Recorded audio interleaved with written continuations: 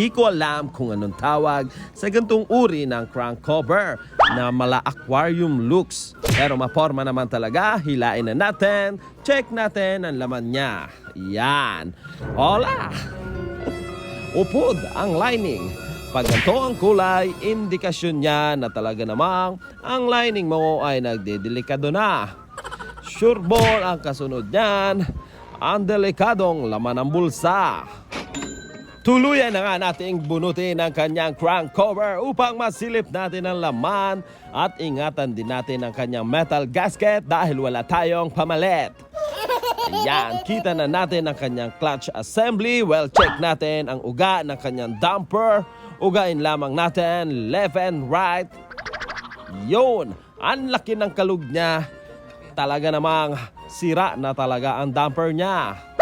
5 pieces na bolt sa kanyang clutch. Yan, sa kanyang pressure plate. Yan, 5 piraso yan. Impakin na natin para mabilis siyang mabunot. At dahil medyo nagmamadali tayo at napansin ko lang na medyo bongga ang color ng kanyang spring at nakabaon din ang kanyang adjustment. Gamitan mo ng tiger claw. Ayan, na para bang dumadampot ka ng kanin kahit mainit. Napapaso na ang kanyang tiger claw. Yan, tanggalin lamang natin ang lining at napansin ko lang na ang kanyang lining ay medyo tuyo.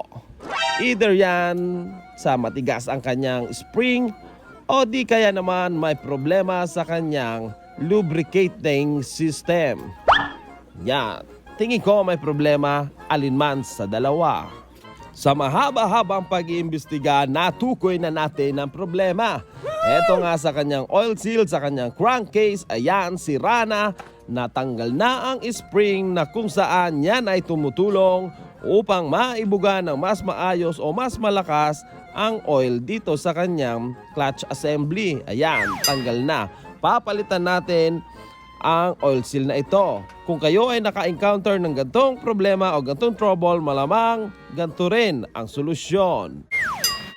At dahil tayo'y mapagsamantala, sinamantala na nating i-check lahat ng pwedeng i-check. Ayan na nga, umuuga ang bearing. Dito sa kanyang main axle, ayan, dyan nanggagaling yung tunog na magaspang kanina na para bang helicopter mode pero bearing yan ng main axle. Tatanggalin natin yan.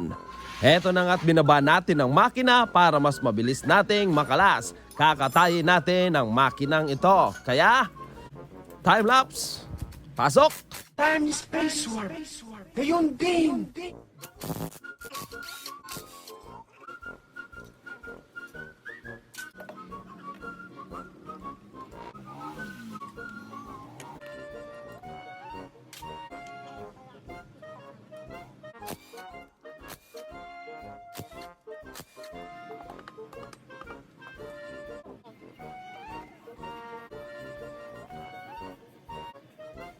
At dahil hindi na naka-timelapse, pwede na ako magsalita. Ayan, fingerin mo na. Ayan, yung umuuga, papalitan natin yan.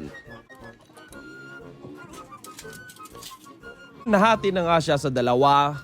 Pinalitan na rin namin lahat ng bearing niyan para wala na tayong isipin sa mga susunod pa at mga darating pang problema tungkol sa bearing.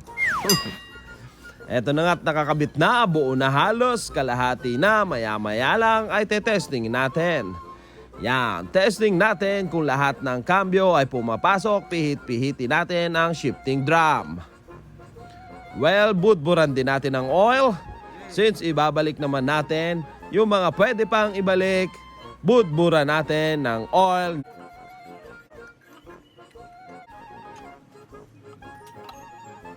At hindi mawawala ang mahiwagang papunas-punas ng bahagya para syempre alam nyo na maganda ang bigayan. Game po tayo naman, nagkaroon na tayo eh. Heto't buo na nga ang kanyang sniping na medyo goldy ang kulay. Testingin na natin kung alright na.